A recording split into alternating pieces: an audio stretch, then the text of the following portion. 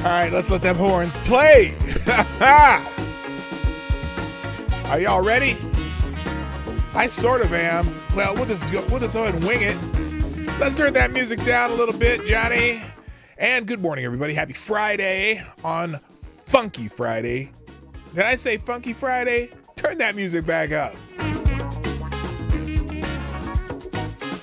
Yeah, all right. I gotta turn it back down because I gotta pop out my chat so I can see who the hell is talking.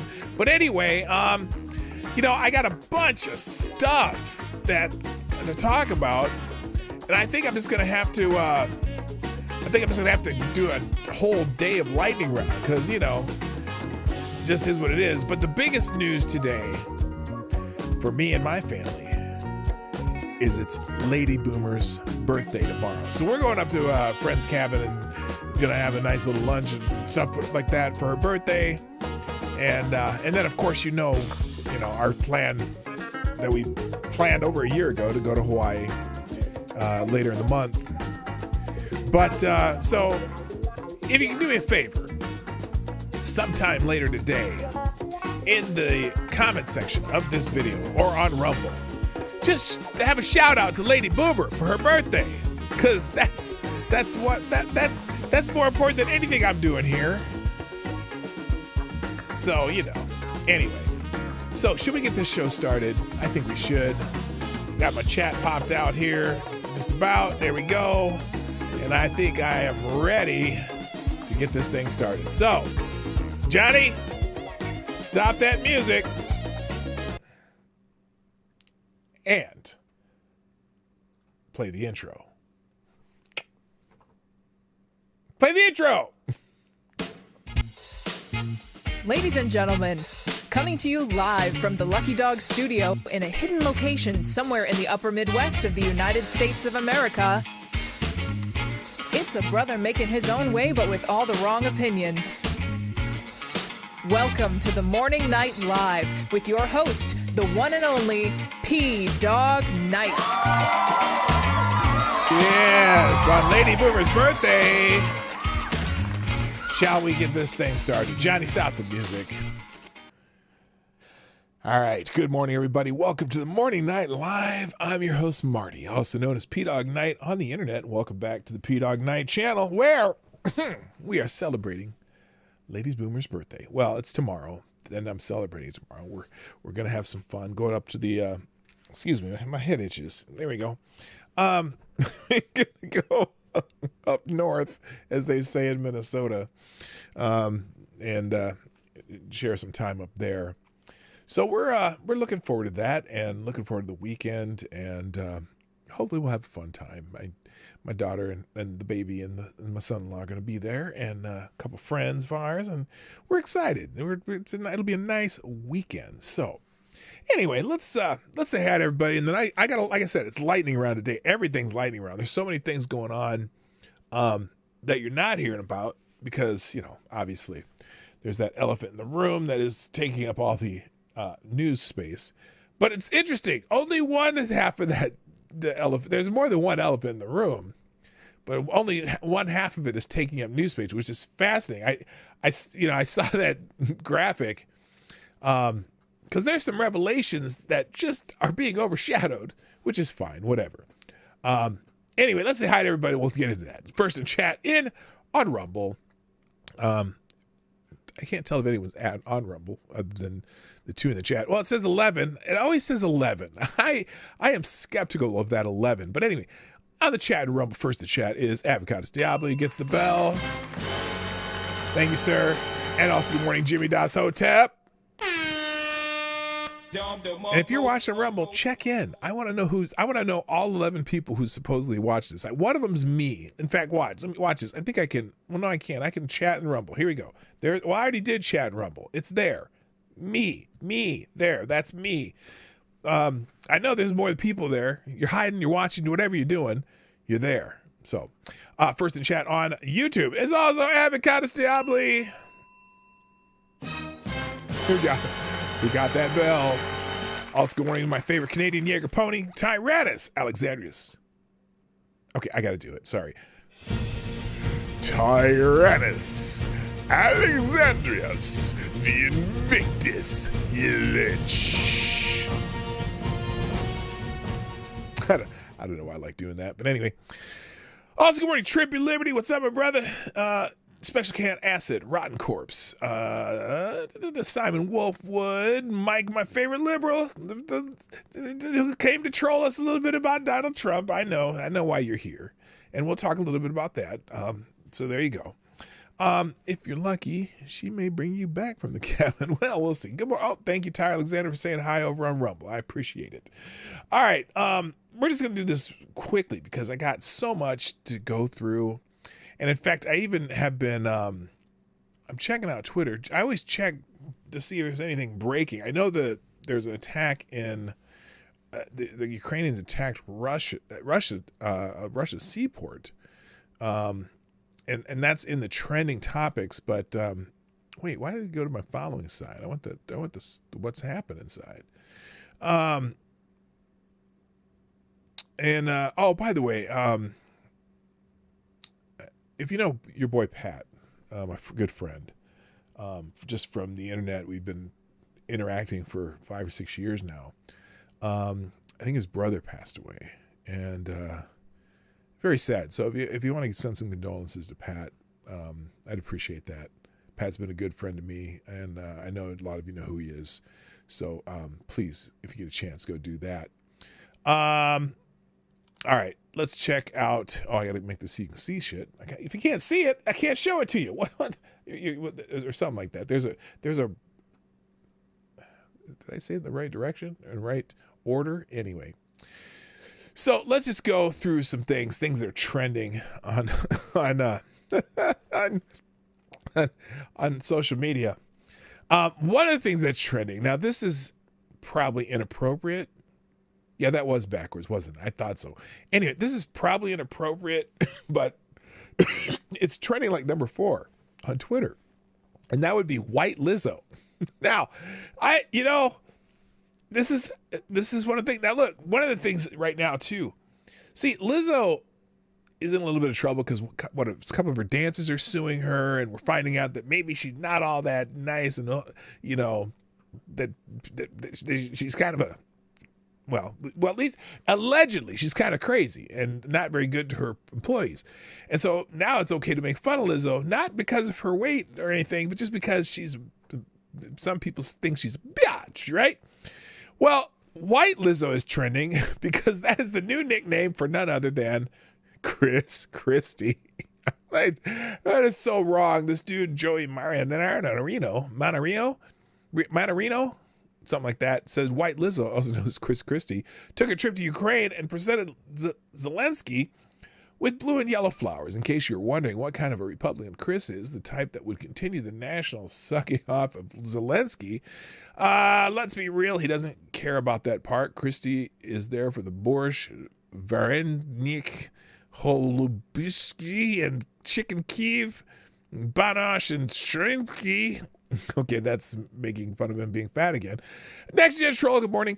If Chris was serious about winning the GOP primary, rather than eating his heart out with Zelensky, he'd be denouncing every dollar that is sent to this war of NATO aggression. Chris Christie is not the guy we need right now with those flowers in hand.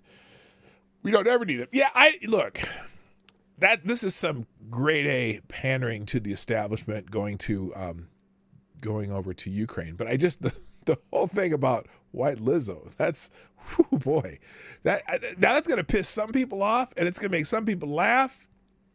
Just clicked on White Lizzo to see why it was trending. Now here it is. Seeing White Lizzo trending is kind of expected it to be literally anything besides another example of conservative on Republican hate over fucking Ukraine, no less. It's like an absolute tool calling someone else an absolute tool. Well, look.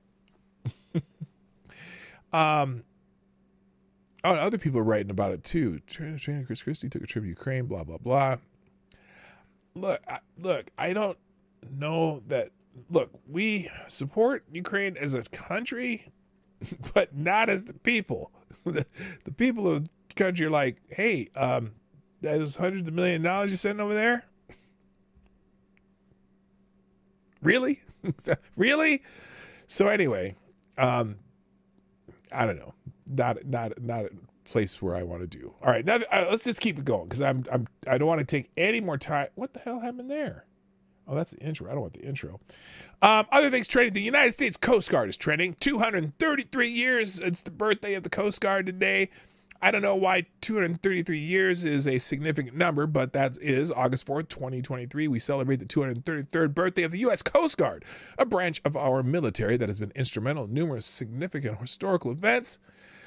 Let's take a moment to honor their contributions by highlighting some of the key moments where their courage and dedication and expertise were pivotal. So this is a long post of different Coast Guard accomplishments. Wait, what? Oh, they were instrumental in searching for bodies when the Titanic sunk. During the Prohibition era, the Coast Guard responsible for preventing the smuggling of alcohol into the United States. World War II, the Coast Guard played a crucial role. World War II, participating in many amphibious landings, providing convoy, escort, port security, whatever. The Mariel boat lift, the Coast Guard saved thousands of Cuban refugees during the boat lift. They rescued an individual attempting to make the dangerous journey to Florida in overcrowded, unseaworthy vessels. Hurricane Katrina. The Coast Guard's response to Hurricane Katrina was one of the largest search and rescue operations in its history. They rescued over 33,000 people in New Orleans. That's, you know what, one of the things I always laugh because George Bush got a lot of crap for his so-called slow response to Katrina. You know that the Coast Guard basically followed the hurricane in as close as they could safely, and they began rescuing people within minutes after the hurricane passed. So the idea that there was some delay in the Coast Guard reaction is really just bullshit. You know what I mean? So anyway, I'll put that post in the links today if you want to read that. I'm not gonna read the whole thing. It's a long tweet thread. But if you want to read it, it'll be in the links. Everything we talk about in the links, all the tweets, all the articles, all the video, everything will be in the links. Oh, I didn't say hi to everybody on YouTube. Did I say everybody on YouTube? I didn't. Did I? Oh yeah, I did. I just see some new people that popped in. Hello, Sarah. How you doing? Shrapnel's in the house. Welcome. And select a boy. What the hell? Yeah, oh, there we go. Boy. Tay Lady B, happy birthday for me. Well, put it in the comment section after the show. That's what I'm hoping. Because I may, well, I'll remember because Sarah, she has a special affinity for, Lady Boo has a special affinity for Sarah. But anyway. All right. Also trending today is Louis Armstrong, the great trumpeter, jazz musician, singer, whatever. He was born this day on 1901. Obviously, he's no longer with us, but one of his most famous songs became a big hit late in his career, and in fact, it was a song he recorded long before. It became a hit. It became a hit twice, and it's What a Wonderful World, one of the great songs. I'm not going to play. Well, I guess I don't. Do I care about monetization? I kind of don't. But anyway, so happy birthday to the late Louis Armstrong. And you can, if you want, they got some clips of him playing some. A clip of him. This was on, I guess, on the BBC. He was live on the BBC singing "It's a Wonderful World" or "What a Wonderful World." So there you go. Good morning, Amazing Disgrace. My news junkie relatives got a shock the other day catching up on the Biden saga. They had no idea. Yeah, I'll get to that. Yeah, you would if you're regular media, if you're watching just really mainstream media, they're avoiding it kind of, except for like they'll put who's the congressman that's he's a Democrat from Southern New York. He's from New York. Dan, what's his name?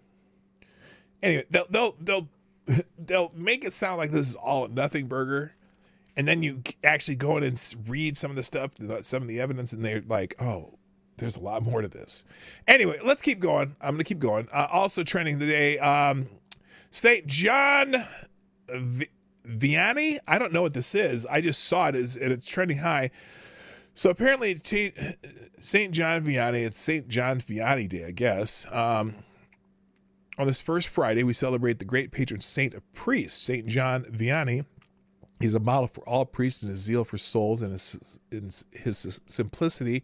He is especially known for his work as a confessor. May he inspire priests and faithful to a deeper appreciation of penance. Yeah, because some of them need that. Just, you know what I'm saying. But so anyway, it's St. John Divinity Day, the first Friday in August. Apparently that is every year. I've never heard of that. I guess because I'm not Catholic. St. John Divinity was canonized by Pope Pius XI in 1925 as the patron saint of clergy throughout the world. Okay, so there you go. I did not know that. Moving on, also in the news. Okay, this is one that I'm going to botch.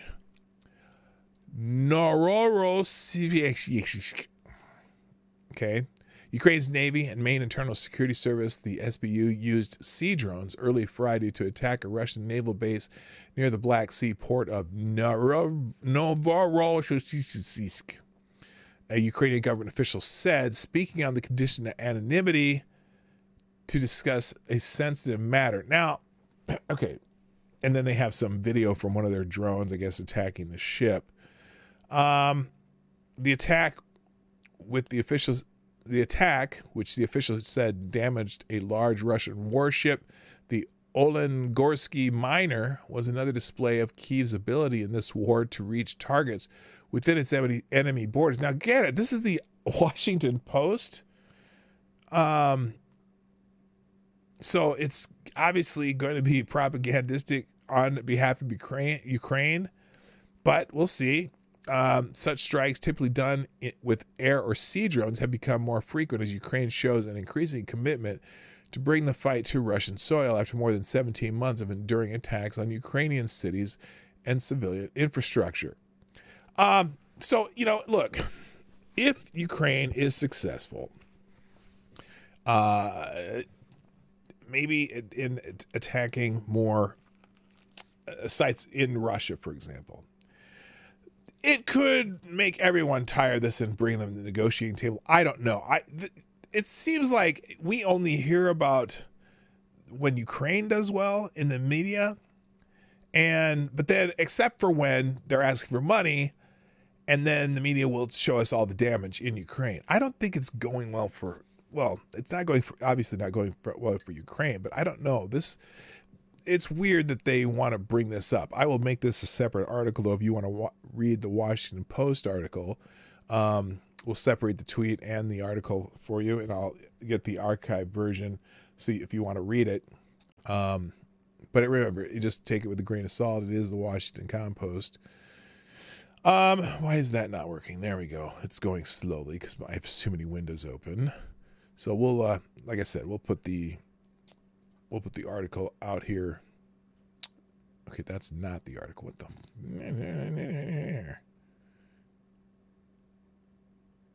Okay, here we go.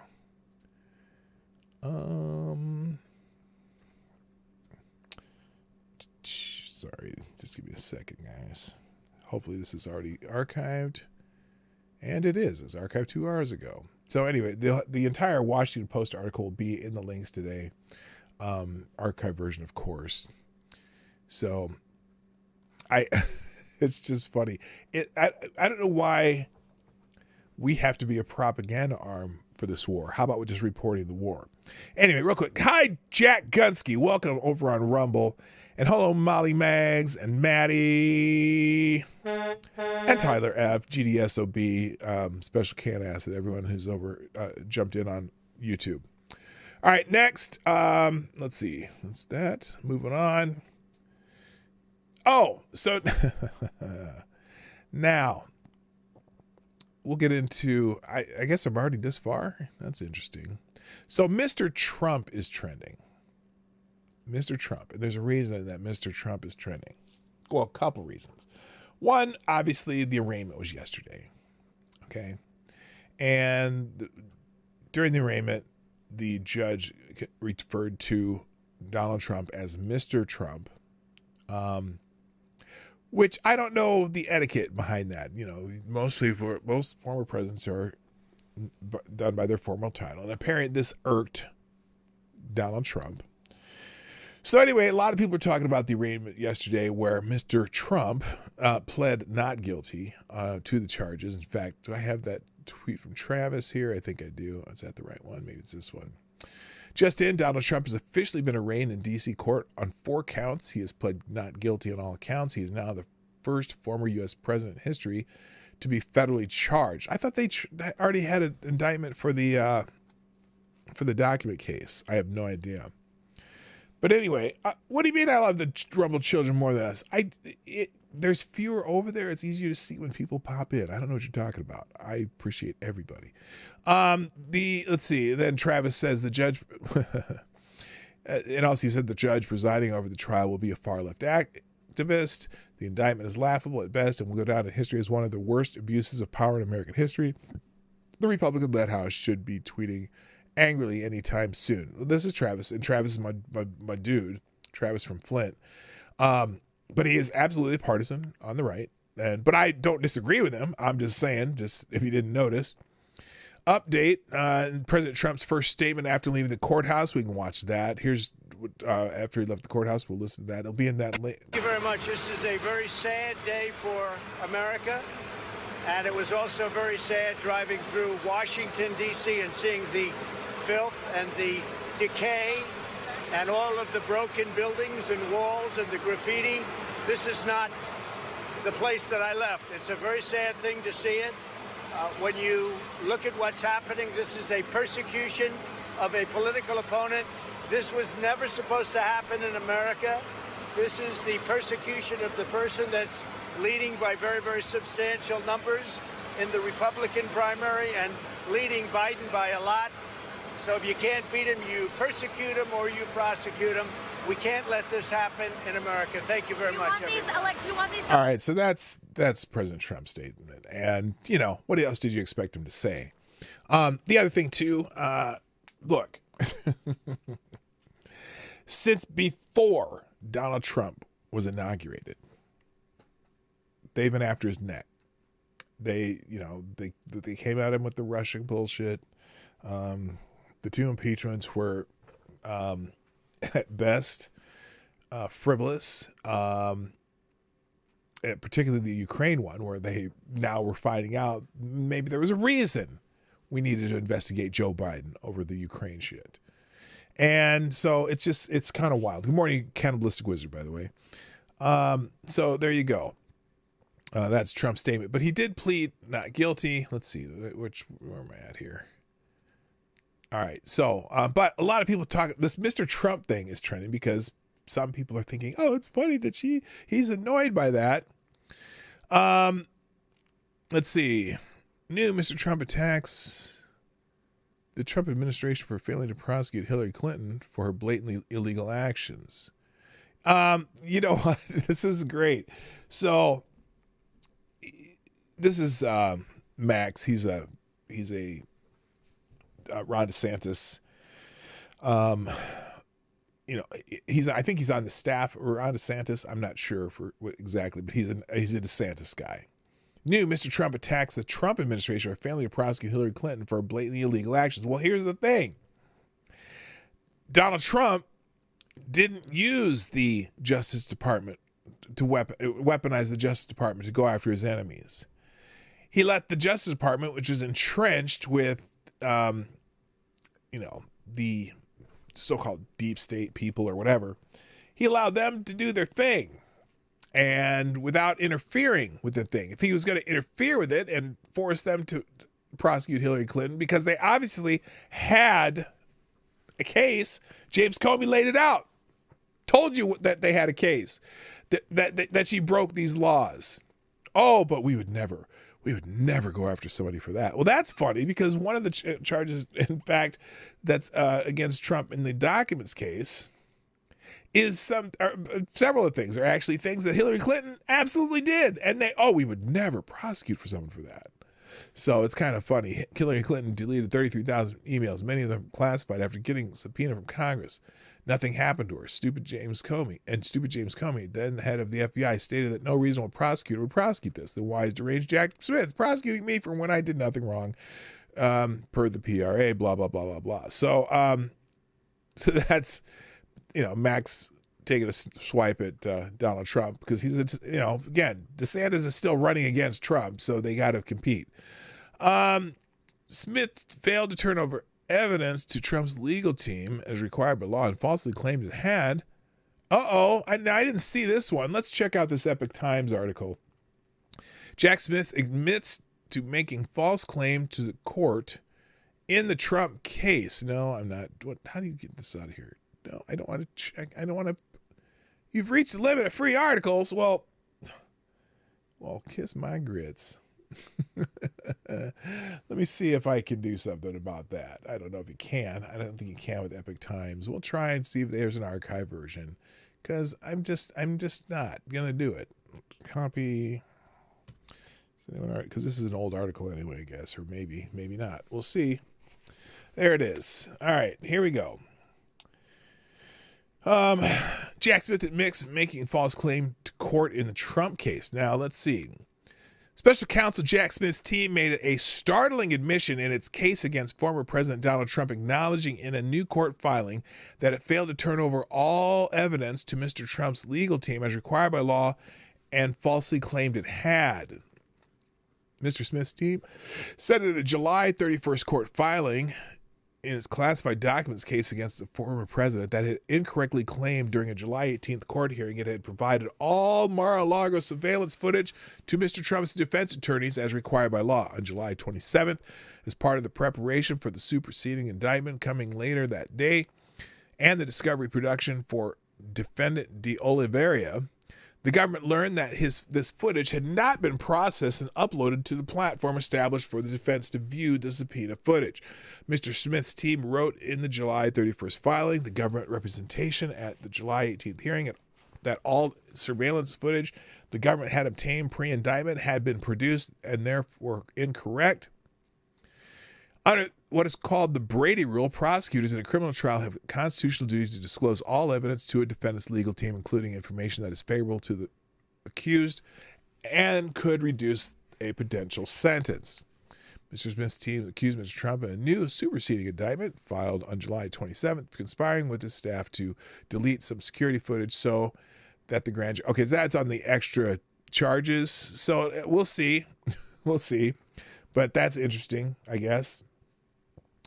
But anyway, on the Mr. Trump front, there's more things here. Let's see. Alina Hubba Trump is not what a POS Donnie King Trump transparent. What? Okay, this is just some weird words. Anyway, so Mr. Trump is trending. And part of the reason it's trending is based on this Daily Mail article. Trump was irked that the judge at his arraignment referred to him as Mr. Trump, then Mr. President, and left the hearing in a sour, dejected mood. Now, this is some Daily Mail gossipy stuff that they kind of do sometimes. Donald Trump was irked by the magistrate presiding over his indictment on Thursday, referring to him as Mr. Trump rather than Mr. President. According to a report, the 77-year-old standing before a judge to face criminal charges for a third time in 4 months was sour and dejected. Sources told CNN, this is CNN. After the arraignment, well, who wouldn't be sour after this anyway? Look, you can describe him however as many as you want. We had 25 people over on Rumble. What? Anyway, thank you. Hi, Brent Hayes, by the way. Anyone else show up? Unacceptable views. Hello. Okay. After the arraignment on Washington DC on 4 counts relating to trying to overturn the election, Trump made a brief statement to reporters on the tarmac of Reagan Airport and then left without taking questions. Okay, so obviously it's Caitlin Collins, who I liked Caitlin Collins when she was on that show when she was on The Hill, but all of a sudden now she's turned to this like partisan hack again. I mean, I guess that's required at CNN. And also Bill Barr CNN's Caitlin Collins sits through a moment of dead silence after he refuses to answer a question. Oh, let's look at this. We'll just watch this and then we'll move on. And I'm joined now by the former Oh, Trump this is Attorney 8 minutes General long. Bill I'm not doing that. Let's just read the article. Former Attorney General Bill Barr created an awkward moment of silence Wednesday after CNN's Caitlin Collins asked if he has spoken with Special Counsel Jack Smith, who just indicted former President Donald Trump for the second time. Trump was charged Tuesday with conspiracy to defraud the United States. Okay, we got the charges.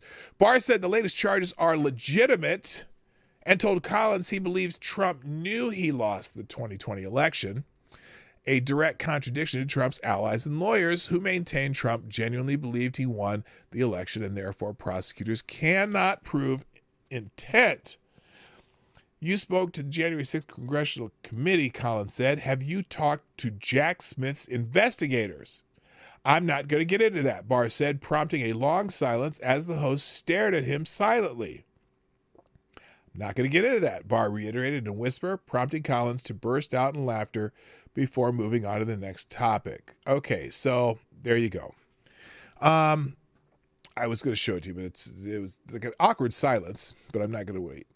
And then also here, I said I'd talk about The View today in the little blurb on Twitter. By the way, thanks to those who have retweeted this. In fact, let me go back. Let me go check this real quick. Let me check my notifications because I don't know what's going on over there. Looks like one person retweeted the show. Hey, wait, y'all? What's up?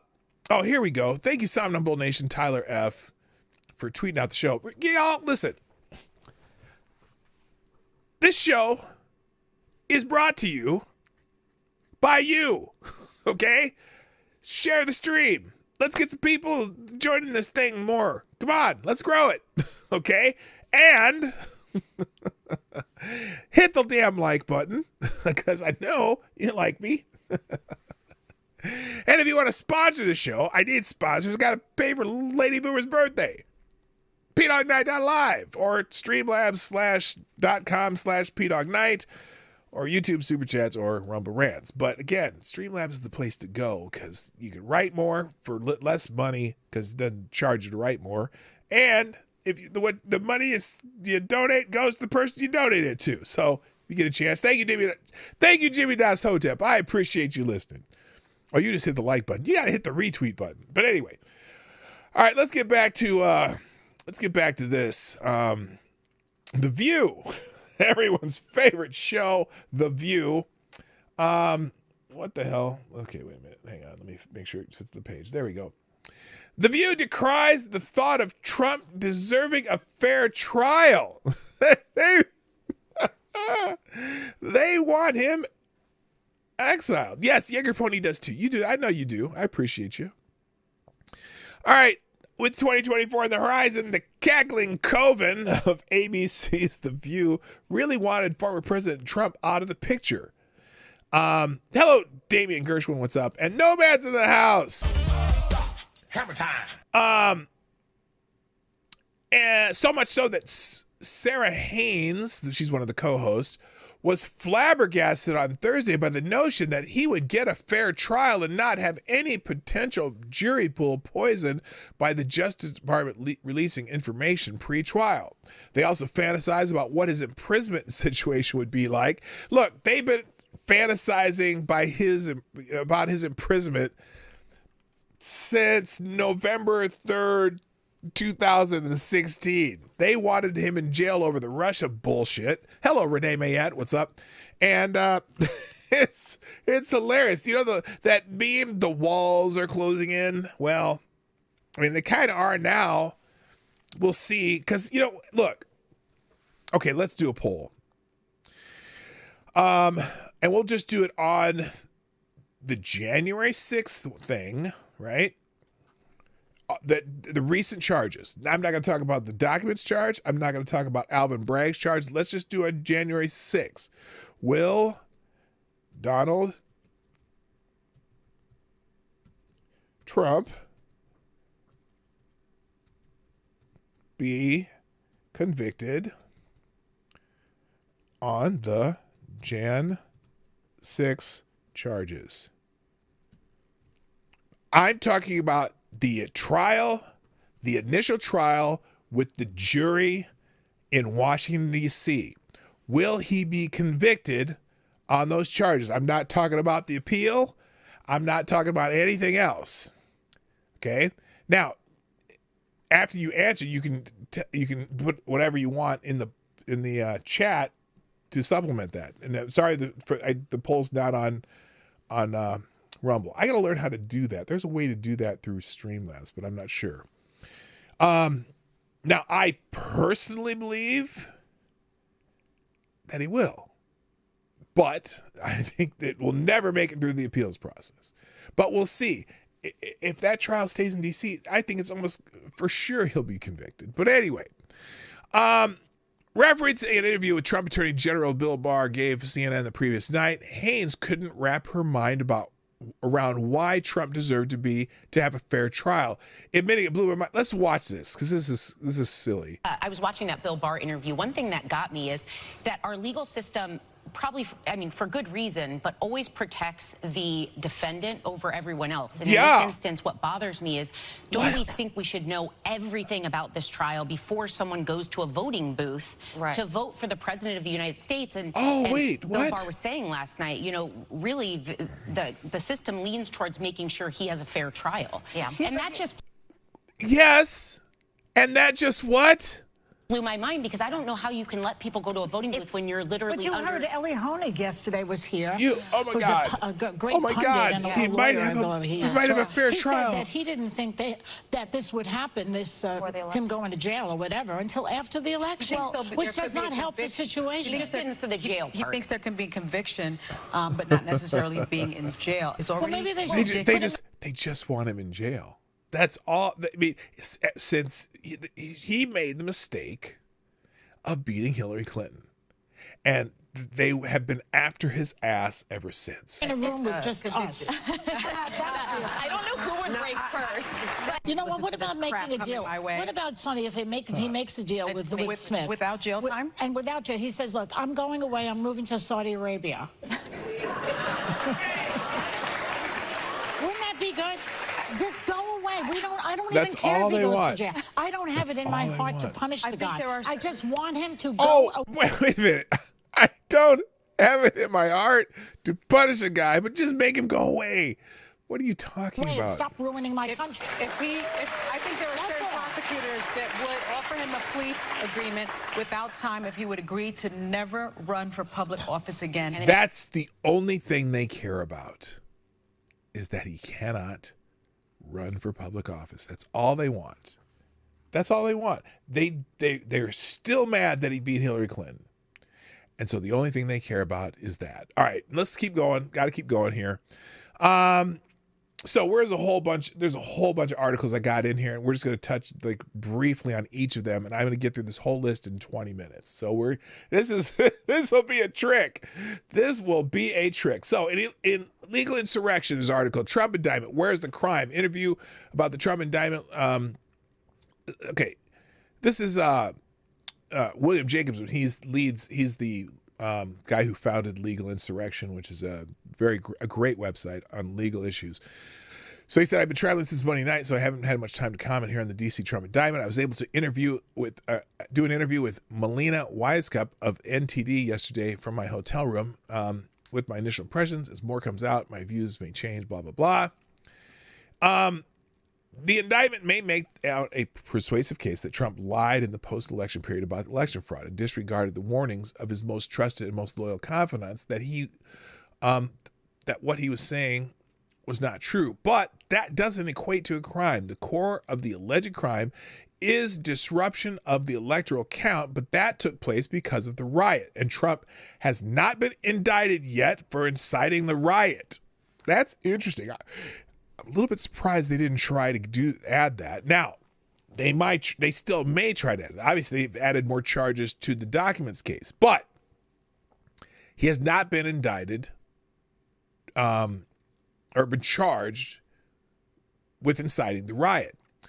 Now, what the incitement purports to prove, what the indictment, purports to prove may be a reason not to vote for Trump, but it's far from clear it's a reason to criminally charge him. So if you want to watch that interview, he goes into great detail in it. It'll be in the links. Moving on. In the Federalist, Jack Smith indictments are an attack on political speech. You're going to hear a lot of people saying this, using this, and I think also this will be a defense for Donald Trump. This is by David Hassani. And you don't have to be a Trump supporter to see it. If recklessly lying to voters were a crime, most everyone in D.C. would be serving life or solitary confinement in a supermax. Yes, Adam Schiff. Holy shit. Where would he be? He would have been yeeted to the moon. But in a liberal democracy, as frustrating as it is, often political misconduct is settled by voters in elections, not partisan prosecutors and rioters. That's an argument you're going to hear a lot of from particularly people who support Trump. Now, feel free to campaign and vote against Donald Trump if you like. I'm certainly no fan. If Trump wins in 2024, Congress can impeach and remove him if they choose. But just as there was no special set of rules that could keep Trump in the White House in 2020, there shouldn't be an exclusive set of rules to keep him out either. Look, I will say it thousands of times between now and whenever these trials start going. There's only one purpose to these trials: to keep Trump from running or to keep Trump from the White House. And the more that these trials come out, regardless of how it goes, it's going to eat away at some of his voter base. However, it will also fire up a great deal of his voter base. So it's interesting. It's just going to be, man, if you can't find enough barrels of popcorn for this. And again, yet Special Counsel Jack Smith's indictments over January 6th read like a political oppo document cobbled together by some partisan House staffers who perfunctorily tackled a last-minute novel legal reason. Through numerous commentators who have an aversion to Trump have pointed out the weakness of the indictments, it's quite telling how little media-approved historians and legal experts even bother defending the underlying case. Trump is evil, a threat to democracy, and really what else is there to discuss? Yeah, one of the worst people on this is former Congressman Joe Walsh. If you ever follow him on Twitter, he doesn't have any legal analysis. He just Trump's evil, Trump's this, Trump's that, Trump's the threat to democracy. Wait, what about the merits of the case? I don't care. Trump's a threat to democracy. He tried to coup. He tried to overthrow the government. Nah, bullshit. Anyway, so this goes on about that, the reasoning on that. You're going to hear a lot of that over the next several months, 2 years, or whatever. People are going to be talking about these indictments for a long time. Just saying. In Breitbart, Mark Levin says Trump's lawyers should ask SCOTUS to stop the unconstitutional prosecutions. I don't like that idea. In a way. I mean, yes, maybe he should. But right now, you have... Well, first of all, they're not going to do that. The courts will not do it. You might have one or two of the justices say that it's an idea that it could happen, but it's not going to. You're not going to get all 9 judges. You're not going to get 5 of them. Conservative radio talk show host and litigator Mark Levin said Thursday on the Mark Levin Show that Donald Trump's lawyer should file an emergency request for the U.S. Supreme Court to stop the prosecutions of the former president. Levin argued that Special Counsel Jack Smith, who he noted is not a presidential appointee, was using the indictments of Trump as political weapons to tarnish him as a candidate. He observed that Smith had asked federal judges in both the documents case filed in Miami and the January 6th case filed in Washington to carry out a speedy trial. That, he said, seemed designed to affect Trump's chances in the upcoming elections and divert Trump's time and money from campaigning and to defending himself. The fact that this kind of legal warfare against the presidential and a possible, if not likely, opponent to the president is not only unprecedented in the history of our republic, it will destroy our electoral system for all time, Levin argued further. Okay, now, there's a problem. And I respect Mark Levin. Let's say it was a more cut and dry charges. Now, granted, he's talking about the charges at hand, but let's say it was more cut and dry charges where they had evidence of something that's nefarious, like say robbery, assault, murder, whatever. Well, I guess he wouldn't be asking for the same thing. Never mind. The idea that you can't have a trial of a presidential candidate seems a little bit ludicrous to me. Because look, there could be very well, there won't be because it's the Biden Justice Department, but you could very well see charges of Hunter Biden. You could see maybe some peripheral charges of Joe Biden. Would you want him to be prosecuted during the presidential election? Oh, wait, he's the president of the United States. He's running for office. You can't prosecute him. I would think there's some type of charges that you absolutely would have to charge and put into trial for someone who's a candidate. But these particular charges, I don't think that's it. But anyway, he goes through his legal reasoning on that. Let's move on because I said lightning round. Now, there's a couple things here. So Biden dodges questions about Trump's indictment, but that's not the only thing. He dug out he participated in one of the Biden memes. I'll show you in a second. President Joe Biden, while on another bike ride Thursday, tried to ignore reporters' questions concerning the indictment of former President Donald Trump. Mr. President, here it is. Mr. President. Here he is ignoring the media. Will you be following the arraignment today, sir? No. Okay, he said no, he will not. Trump was arraigned on Thursday, blah, blah, blah. But that's not there. Okay, so he didn't answer the question on a bike ride. Yeah, why is this even an article? I respect PJ Media. I like the people over there. My friend Megan Fox writes for PJ Media. You made this long of a story out of that? Other than he was indicted? Okay, no, he didn't fall off his bike again. Well, we don't know. We don't know if he falls on a bike whenever he stops. So, because they don't always have it in public. In Breitbart, though, he did, though. Hello, the calling guy 10. Can anyone please explain to me how all of the evidence testimony that is going to send him to jail all comes from his own people, all GOP? Anyone? Can anyone explain to me how the evidence and testimony that is going to send him to jail all comes from his own people? Well, look, just because they're GOP doesn't mean they're his people. And I'm not so convinced. Look, here's what they have to convince in this case. They have to prove beyond a reasonable doubt that Trump did not believe he lost. Or, excuse me, They have to prove beyond a reasonable doubt that Trump knew he lost. He believed he lost, and he did not believe that there was shenanigans, election stolen, whatever. Okay? So, and by the way, welcome to Calling Guy number 10. Welcome to the show. And I hope you come back. I'm here Monday through Friday, 10 o'clock. Okay? So, you have to prove that you can read someone's mind. There has to be definitive, I guess, statements, whatever, that he did not believe his advisors who told him that he lost. That's what they got to prove. That's almost crucial for these charges. Because if they can't prove that, then this is a free speech issue.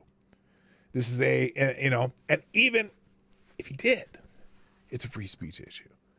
And, because what they're trying to do is say, oh, well, this is why he lied to people and caused them to riot. Well, they haven't charged him with that. They haven't charged him with incitement. So it's very interesting. So, okay, first of all, if you're going to insult me on my own channel, I don't watch OAN. Okay, I'm not even a Trump supporter necessarily. I would vote for him, but I certainly am not. If you don't know anything about me, I'm not a Trump supporter. Okay, I think Trump's a jackass, but he was the right jackass for the job in 2016. Because sometimes you need a jackass in that job. a functioning jackass as opposed to the one we have right now. So there you go. Anyway, so back to the show. I appreciate you being here. Joe Biden embraced the dark brand of me. Yeah, he dug out the dark brand of me. I actually kind of find it humorous here that he did this. And, even though normally I don't think the left can mean, but I think this was kind of throwing something in the Republicans' face with this. I like my coffee dark. Isn't that funny? I'm guessing that somebody had to script it out. Did he have to read a script for that one? At least he remembered all the words. So there you go. Good morning, Decimal Threat, too. Welcome. So all right, moving on. In the National Pulse. Now, this is interesting. A lot of people have been asking about old Ray Epps, right? Because Ray Epps is still kind of an enigma, isn't he? Anyone? So, ex-Capitol cop told Tucker it's not crazy to wonder about Ray Epps in a hidden Fox interview. Remember this interview that just before Tucker Carlson got yeeted from Fox? They had done an interview with one of the former Capitol Police Chief Officer, Steve Sund. You know that? Well, former Capitol Hill Police Chief Steve Sund told former Fox News host Tucker Carlson that it was not crazy to question the behavior of individuals present in the January 6th crowd, one of whom in particular, Ray Epps, had bragged to his friends that he'd orchestrated the entire thing before the Democrat-run January 6th committee thanked him for participating in their charade. In never-before-seen footage published exclusively by National Post, Carlson asked Sund about Epps, though without using the Arizona man's last name. Let's see. Do we have here? Let's just watch this is 2 minutes here. Let's watch this. Unsupervised their military intel. Would they have been gathering? It sounds like they were gathering information about January 6th before it happened. Well, again, for Milley and Miller to be that concerned about January 6th and event. Whoa! Wait a minute! Did you ask me if I'm one of these conspiracy freaks? What conspiracy am I talking about here? What conspiracy do you think I'm talking about, dude? So if you're on YouTube, I have a gentleman, the calling guy, who's I don't know if you can watch me without insulting me, that'd be great. I'm not going to insult you, but anyway. Okay, tell me why Ray Epps hasn't been arrested. If you're wondering why, what do you mean conspiracy freaks? Because remember, there are many January 6th defendants who were on the Capitol grounds in that area who were arrested only for being on the Capitol grounds, didn't go into the building, didn't commit any violence. Now Ray Epps clearly on tape, for visual evidence, video evidence, were inciting people to go into the Capitol. There are people who were on the Capitol. I just read an article the other day about a guy who is a county recorder in New Mexico who got charged with the trespassing basically charge and with violence. The violence charge, they proved that he didn't participate in any violence. So he did get convicted on the trespassing charge. Being in a restricted area charge. He did not go in the building. The restricted area, which was the barriers they put up around the Capitol after they breached those barriers before Donald Trump's speech ended. He got convicted of that. And a judge in New Mexico said he could no longer stay in his elected official job because he was part of an insurrection because he got a misdemeanor charge guilty of trespassing. So explain to me why Ray Epps has not been charged the same. I'm pretty sure you can't. He's a total MAGA guy. Now he's receiving death threats. He's not a MAGA guy. Well, explain to me Okay, but you see, you're not explaining anything to me. So, okay, I'm done talking about that. Thank you, Jimmy Dots Hotep, for sponsoring the show. And you are the new Streamlabs Superstar sponsor of the day. Thank you, sir. TDS, so blinding. You are willing to accept government as blameless instead of acknowledging how they have hurt citizens, stolen rights for decades. You might hate Donald Trump, but this is clear government corruption, and your hate makes you incapable of seeing it. FTG. There you go. All right. Let's get back into this. So anyway, let's play this clip by the former chief of the Capitol Police. Vance, they had to be getting the intelligence from someone. Again, for Milley and Miller to be that concerned about January 6th in advance, they had to be getting the intelligence from someone. I mean, talk about locking down Washington. That's a huge undertaking. And again, to never notify me. But when you begin to sit there and wonder about... Excuse me. I said he's not a MAGA guy now. But I'm curious. You tell me why he was there. Tell me why he was doing what he was doing then. If you can explain it, I bet you can't, because nobody seems to be able to, including Ray Epps, why he was inciting people to go in to the Capitol. Multiple times. He was leading the charge. He was in the first group that breached the bicycle barrier things around the Capitol. He was amongst the first there. He was up on the Capitol steps. He was pushing flags, this big banner at police officers. He participated in it and was very prominently known, and he was on the 50 most wanted of that day. Initially on the FBI most wanted list for those defendants. Suddenly he disappeared. If you can explain it, I'd love to hear your explanation, because there certainly hasn't been a good one yet. All right, back to this. You believe that they were gathering intelligence? I mean, they were for them to think that they're getting. So there was, and I'm asking this because there was a very weird moment in the January 6th committee interviews, and they interviewed a man who was caught on camera by a lot of people encouraging law-breaking, encouraging people to run into the Capitol to break the law. The implication was to commit violence. He has never been arrested or charged with anything. And that's just very, very strange. People, over 1,000 people have been charged, but he has not been. And so the committee released explain it. a statement saying, we are positive he was not working with law enforcement. It seems you'd have to be an idiot not to assume he's working with somebody. Why haven't they arrested him? I mean, come on, right? So my thought was, well, they didn't mention military intelligence. This guy's a veteran. Yes. Am I being crazy? Okay, sorry about the choppiness of this video. That's the National Pulse. By the way, Calling Guy, I'm glad you're here. I hope you come back. I like it when people are... I like more people who don't agree with me. I don't want this to be an echo chamber, by the way. I just think you're off base. You don't understand clearly the whole idea of why Ray Epps should have been charged. Why hasn't he been charged? They have not come up with a reasonable reason why he has been charged when so many have that were in the same position as him, and actually in a lesser position than him, because he was among the first to breach the Capitol grounds before anyone that was at the ellipse listening to Donald Trump speak even heard the end of Donald Trump's speech, because that happened 40 minutes before Donald Trump ended his speech. It was in the middle of Donald Trump's speech that those people started up at the Capitol steps, broke the barriers that were supposed to guide everyone around to the other side of the building that they had reserved for a rally.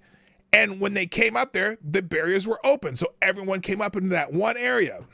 Wonder why that happened. Very interesting. It's interesting. There's a pattern. Also, I want to know all the Fed agents that were plainclothes agents that were in that crowd and why they were there. I want to know why all the people who supposedly were embedded with the Proud Boys and Oath Keepers prior to this event, if there was supposed to be an insurrection, well, why did they stop it beforehand then? If they knew that some of this was going to happen, why did they stop it?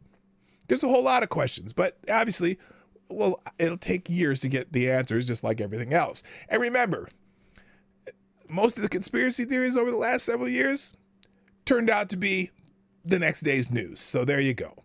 All right, next.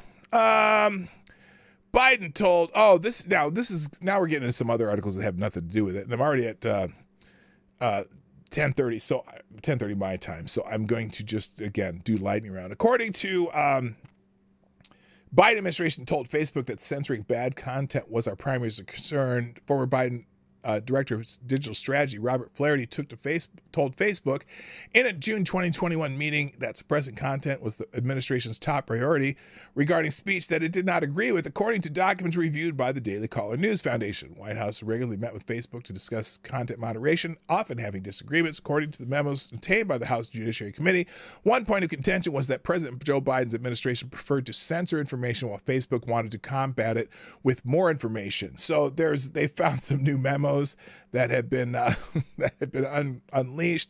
You can find that information in the article. Moving on, in American Thinker, apparently government. Oh, that's not very good positioning there. Let's try that. Let's see. And also, this is more on this Facebook documents. You've been seeing stuff from the Twitter files, but now there's stuff starting to leak from Facebook. It's just another article on the same thing, but just government collusion with social media is worse than you realize. I'm not surprised at all. It's just the coincidences are just so amazing of how many things were taken down and by who and what they said and whatnot. So whatever. This is funny. MSNBC's Al Sharpton. This is a quote. Can you imagine if Thomas Jefferson tried to overthrow the government? Oh my God. Resist, we much. Listen to this. This is, if you don't know why this is hilarious. I thought about this as I was looking through the indictment last night. You don't know why this is hilarious. Hang on. I started my activism in a section of Brooklyn called Brownsville. And walking to the subway many mornings, some of the guys in the neighborhood would say, Rev, I caught a case. I have never walked down that block and somebody said I caught 3 cases. This is just as low as it gets. I've never heard there's of nothing 3 cases behind this of one at all. individual in 3 jurisdictions. So this is serious. But on the other side of it, one day our children's children will read American history. And can you imagine our reading that James Madison or Thomas Jefferson tried to overthrow the government so they could stay in power? That's what we're looking at. We're looking at American history, and how it will play out is going to be very important. The sad part about this to me is God. This is not a man that is facing all Can this you because imagine? he believes in a political Can you position imagine? or political. Now look, I almost kind of know what he meant, but that's hilarious. That's hilarious. Can you imagine Thomas Jefferson or any of these people overthrowing the government?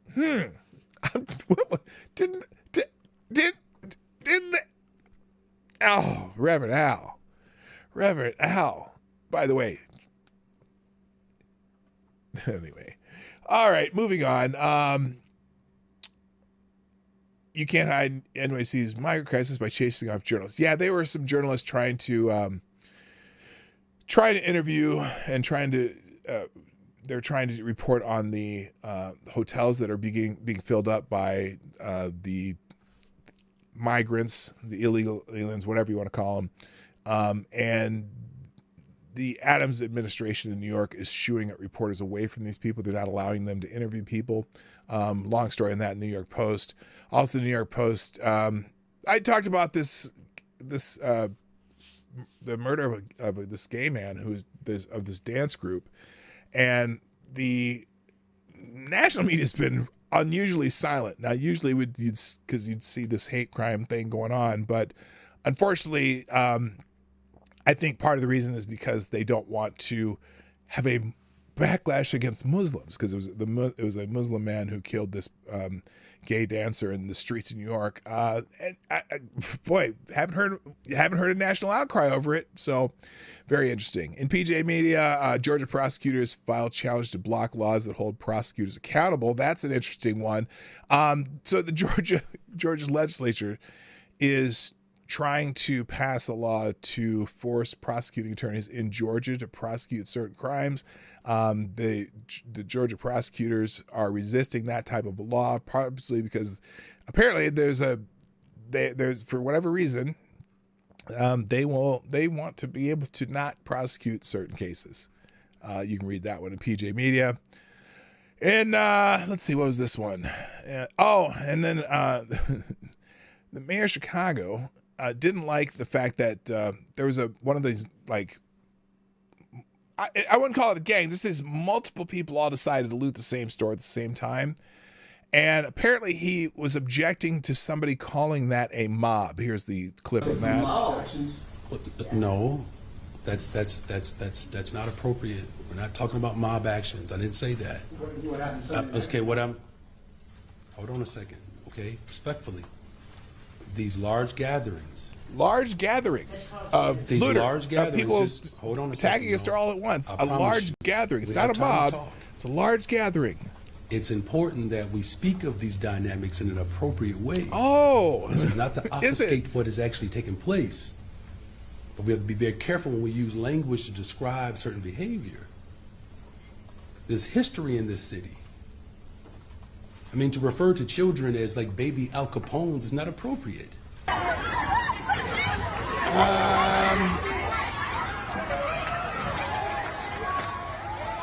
Okay, anyway. So anyway, for whatever reason, he's very, very sensitive about calling a group of 40 to 50 people all robbing a store at the same time a mob. I don't know. It seems like a mob to me. New Jersey to separate sex ed classes by gender identity, not biological sex. Oh, fuck, for fuck's sake. There's a story in the Free Beacon. New Jersey is requiring K-12 schools that offer separate sex ed classes for boys and girls to divide those classes based on gender identity, not on sex. Now, this is one of those cases where I thought the rules were that sex and gender were two different things. Okay? If sex and gender are two different things, wouldn't it be appropriate to separate sex ed classes by sex, not gender? Sex ed classes should be separated by sex, not gender. But again, this is one of those times where certain politicians and activists want to blur the lines. Never understood it. All right. Next, CNN poll spells big trouble for Biden. Apparently, poll found that 51% of Americans say the economy is getting worse. Wait a minute. What about Bidenomics? He keeps talking about Bidenomics all the time. Biden received a 41% approval rating. When his handling of the economy is factored in, he received just a 37% approval rating. According to the poll, his approval rating drops to 30% when considering his handling of inflation. Independent voters were less pleased with Biden, giving a 26% approval rating for his handling of inflation. The poll was conducted between July 1st and July 31st. Okay, polls, whatever. Anyway, but yeah, yeah, it's funny because boy, they keep touting this Bidenomics thing, and you know, when I went to go pay gas yesterday, and it went up 40 cents again since the last time I got gas, I'm like, yeah, Bidenomics, baby. That's Bidenomics. So whatever. Anyway, let's see. Gavin Newsom and Gavin Newsom. There's a couple articles here on Gavin Newsom who's kind of leaning his way towards taking over. Like I said, I predicted a long time ago that Joe Biden will not run for a second term, even though he's announced there's going to be a reason they get him out of the paint. And Gavin Newsom seems to be positioning himself for that, to be replacing Donald Trump. Joe Biden. And I'm like, maybe, because I don't know why. I don't believe that she would do it, but there are certain people who say Michelle Obama, but I don't think so. Anyway, Gavin Newsom has had some of his PAC activity has been growing. Also, there's an interesting idea that Newsom and Florida Governor Ron DeSantis might be doing a debate. Now, whatever reason could there be for them to do that, unless Gavin Newsom thinks he's going to replace Joe Biden on the ticket. So there's a couple of articles that he took just another. One of his huge steps was the two-term governor recall election survivor, former San Francisco mayor and lockdown Beauvivant, has enjoyed an elevated profile in recent months. And when I say enjoyed, I mean really manufactured. It was a year ago July with his November election, re-election near certainty. CNN Democrat Chris Cillizza announced that Newsom just jump-started the 2024 campaign. Well, anyway, like I said, there's two articles here on that. The PAC spending shows how Gavin Newsom is positioning himself for a presidential bid. He's obviously been doing a lot of media. I think he thinks that Joe Biden's going to be out of the paint. All right. Gen Z. Oh, yeah, there's an article on Gen Z AstroTurf campaign. That's it today. I got to go. So anyway, whole lot of stuff going on, obviously. And it's Friday, so I'm going to go enjoy Lady Boomer's birthday over the weekend. I hope you all have a wonderful afternoon. Thank you for a couple new names. Again, Colin Guy, I hope you come back. You're kind of like Mike, though. You might be Mike for all I know. You have a very similar writing style as Mike, but I don't know. And then also Decimal Threat, welcome to the show. So, and also all my regulars. Thank you, Jimmy Das Hotep, Streamlab Superstar sponsor of the day. Thank you everyone who tweets out the show and shares the stream and donates to the show on your occasionalness. I appreciate it greatly. But that's it. It's Friday. I got to go. I hope y'all have a fantastic weekend. Thanks for being here. That's it. My name's P-Dog Knight, and I'm out of here. Bye-bye. Hey, this is P-Dog Knight, and thank you for watching today on the P-Dog Knight channel. If you have an observation or remark you'd like to make about this video or my channel, I absolutely welcome you to write it in the comment section down below. I really look forward to hearing from you. And before you go, if you like what you saw but you're not already subscribed, please make sure you hit the subscribe button and definitely click that bell that pops up afterwards so you'll be notified when I post new videos or when we go live. I broadcast my live show, The Morning Night Live, Monday through Friday at 10 o'clock Eastern, 9 o'clock Central. A special thank you to all the supporters of this channel who share our videos on social media and who make donations through Streamlabs, YouTube, Venmo, and Cash App, which are all linked in the description down below.